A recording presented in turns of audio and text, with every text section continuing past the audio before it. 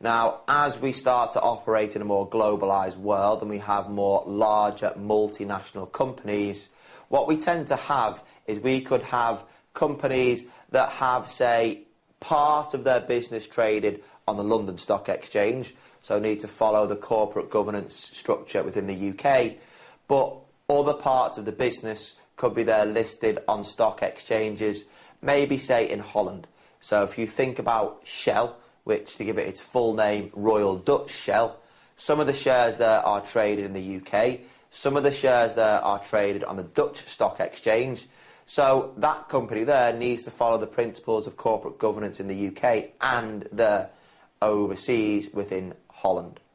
Now, what we're going to go through and look at here is we're going to pick out, if you like, some of the larger corporate governance structures that we have in operation around the world. Now, what we've got here, predominantly because it says that these are the structures that you need to look at within your exam in the syllabus, we're going to look there at the US corporate governance structure, we're going to look there at the German corporate governance structure, and look then at the Japanese corporate governance structure.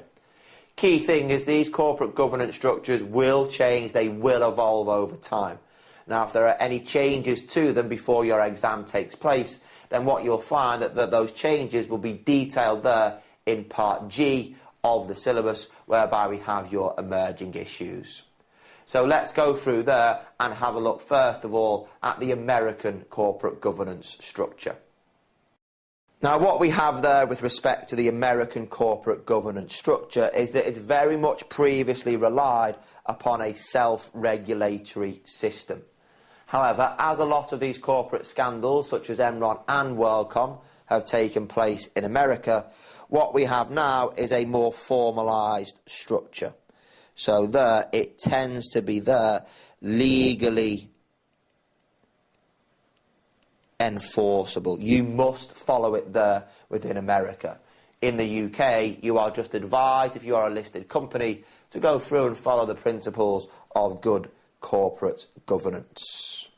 What we then had there within the US, particularly there for your listed US companies, is that after the various corporate scandals in the early part of the millennium, we then had your Sarbanes-Oxley Act. This then went through and analysed whereby there'd been some key areas of difficulty regarding corporate governance within the US and ensured there that some of these scandals would not occur again. So what we had there, you have got some detail within your material about all of the points that Sarbanes-Oxley raised, but I think there the key bit there that you need to take into your exam is that the Sarbanes-Oxley Act went through there and brought about more importance in terms of your independent non-executive directors. There was felt there that there wasn't much of an oversight in terms of what happens on what your normal executive directors are doing. There wasn't, if you like, enough advice being offered to those executive directors about how they were running the business. If you like, there was a big lack in terms of risks being identified. If you've got independent directors, then those risks can be identified as they have past experience in operating in similar industries. Likewise as well, a lot of the WorldCom and Enron scandal came around by the fact that there were discrepancies or errors within your financial statements. Now, what the Sarbanes-Oxley Act is ensured there that the company makes full disclosures and shows what are its critical accounting policies. Because if the users of the account have a better understanding of those critical accounting policies, they will then be able to go through and make better understandings of how a company is performing. I think one of the most important aspects to come out of the Sarbanes-Oxley Act is that what Sarbanes-Oxley did is it went through there and set up the PCOAB. Now that there is the Public Company Accounting Oversight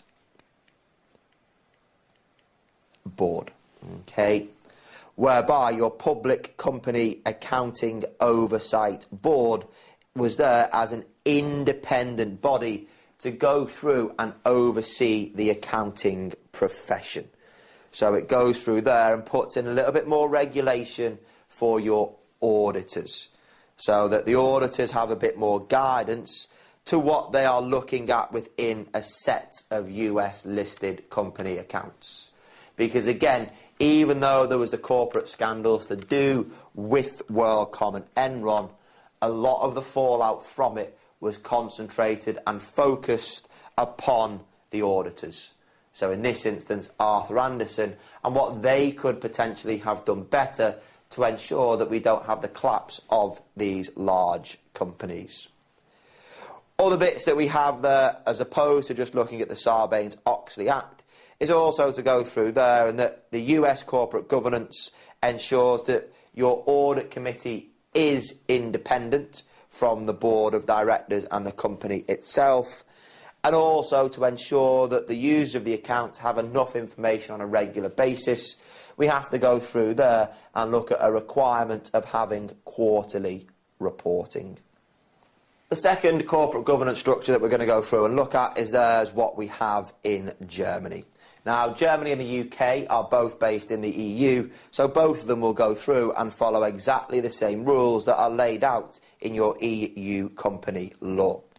However, what you have there, one of the key differences, is that you have a two-tier board of directors, whereby in the UK we only go through there and have one board of directors. Now, I'm not going to go through and give you the names of the different types of board of directors in their German. That would just be too difficult and I probably wouldn't pronounce it correctly. But what you have is you can go through there and have a supervisory board and a management board. Now, the way in which we can think about that there is that your management board is made up very much of your executive directors. Now, your executive directors there take responsibility for those day-to-day operations. What you then have as well is then a supervisory board, which will operate independently from the management board but make recommendations. Now, what you have there on your supervisory board is your non-execs, so your non-executive directors. Now, what they have responsibility for is your corporate policy and strategy. So whereby in the UK you have one board that will determine the policy and the strategy, your supervisory board of non-executive directors, which can include your major banks, will go through and decide how this company should operate for the foreseeable future, look at what strategy it's looking to employ, and then hand that over there to the management board to give them the responsibility for the day-to-day interests, so the day-to-day running of that business. Again, it's then the role of the supervisory board to, if you like, oversee the management board to ensure that the management are following the strategy and policy that the supervisory board have gone through and set out. Now, the third and final corporate governance structure that we're going to go through and look at is looking at the corporate governance structure that we have there in Japan. Now, what you may find very odd about the Japanese corporate governance structure is that it's very much based on what we refer to there as consensual management, in the fact there that there is no legal or self-regulatory framework that is put in place. It's there very much a self-governed way of looking at corporate governance. Now, what we have there, when we go through and look at this method of consensual management, what we're saying there is that we have, if you like, what we can refer to as cross-shareholdings. So you could have one company that owns shares in another, and as they own those shares, they will be on that board. And then whereby we are on that board, that company will then own shares in our company, and therefore they will have a seat on our board. So if you like, it's very much going through and passing on experience from different businesses on a day-to-day basis. What you will also find as well, similar to the German setup whereby they had their supervisory board, you will find there that you have banks as well as your cross-shareholding, so representatives of other companies. Your banks will also sit there on your board of directors. Now, when we go through and look at the boards of directors, you tend to go through there and have 3 separate boards. Now, although we have 3 separate boards, the third one there, your monocratic board, is very much there just as a symbolic board. Okay, so it doesn't actually do much in terms of your day-to-day operations. It doesn't go through and contain any non-executive directors going through there and looking at your strategy or your policy. It's very much there as a symbolic nature to go through and say these are the most important members of our company that operate on our board. The other 2, however, are much less symbolic. You have there your policy boards, so very much similar to what you had there in Germany, whereby you go through there and have your policy board that is very much like your strategy board. Yeah, that there is looking at your directors being responsible for your strategy, and the directors there have no responsibility for the day-to-day operations. However, as you can imagine then, someone needs to be responsible for your day-to-day operations. Well, that will be there, the directors that are sat on our functional board.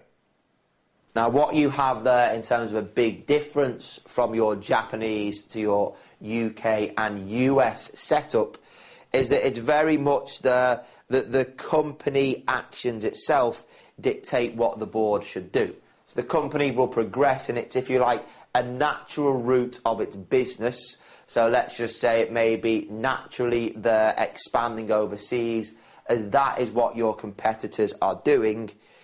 It's then up to the board to look at how we then operate overseas. In the UK and the US, it will very much go through and be determined by the board that we are going to operate overseas, and then they will put into practice how they think that should happen. They will then go through and set up the internal controls and look at the risk management. In Japan, it's very much looking at a natural course of business, and then the board of directors, whether it's your policy or functional board, will very much go through and follow how that should progress. So what we've seen there are the 3 different types of governance structures in America, Japan and Germany. Now, don't go through and start doing huge amounts of research on the internet and looking at how they operate and see whether or not there are any changes. It's not going to be a huge marks allocation within the exam. If anything, the way in which I personally think it could get examined is that it could be part of the overall long written test question, or alternatively it could crop up, if you like, within an overseas investment appraisal scenario, and you may be investing in America, you may be investing in Japan, you may be investing in Germany. You have to do an overseas investment appraisal analysis and calculations and identify the risks, but you might also have to go through there for a couple of marks and just talk about how your corporate governance structure would work in that new overseas area and what is the difference there in terms of comparing it back to the UK. It should, in the exam, be some good mark scoring opportunities.